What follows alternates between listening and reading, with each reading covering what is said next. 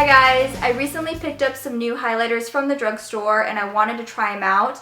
They are the new ones from L'Oreal. They're called the L'Oreal True Match Lumi Powder Glow Illuminators, and I did pick up all 3 shades and I will quickly let you guys know what I think of them. This one here is called Golden. Then you have a blue tone one called Ice, and this last one is Rose. Rose is my favorite out of the 3, no surprise. It's the one I was expecting to love the most, and it has a really nice neutral, almost rose gold type of look. I'll quickly go over how the website describes these. It says it's the ultimate in luminosity. L'Oreal Paris introduces its first powder highlighter specifically crafted to highlight key features or illuminate all over. I'm going to stop right there because these are not powders that you should be using all over. Well, I don't want to say shouldn't be or should be because makeup is makeup and you can do whatever you want with it. But to me, it's not an all-over powder like an Hourglass Ambient Lighting powder, for example. They're just way too shimmery, or even with this, the sheen, I think it's going to be a little bit too intense. But anyway, moving on.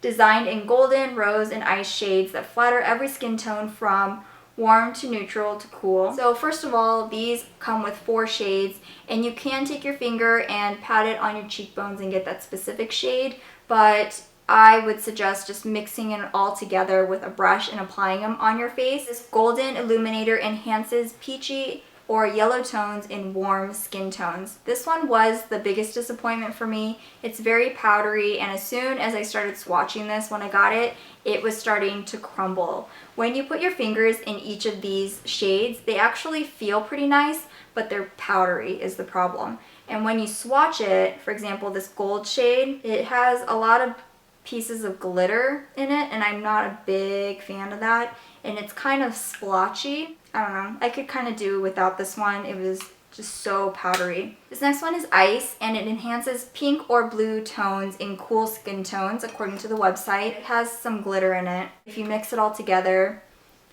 gosh, look how intense that is. It's a little powdery. I'm not like the biggest fan of it, and there are little bits of glitter in here. It's not as smooth as the one I'm going to talk about next. This last one is my favorite. Again, it's called Rose. So this one I like because each one of the powders is really soft, and they're just really nice, buttery, not shimmery, I would say like a sheen type of highlighter. It's very, very nice. And I think it feels really buttery on the skin as well. You can swirl your finger in here and then tap it on your cheekbone and buff it in. That's how I like to apply highlighter a lot of times. Or take a brush and slightly go over the tops of your cheekbone. I think you can use this in many different ways, just not as an all-over powder. I think it's way too shimmery for that. The little brush fell out. But it does remind me, I will show you the packaging. I think it's really pretty. It's like a transparent, peachy, rosy color here. And it comes with a nice big mirror here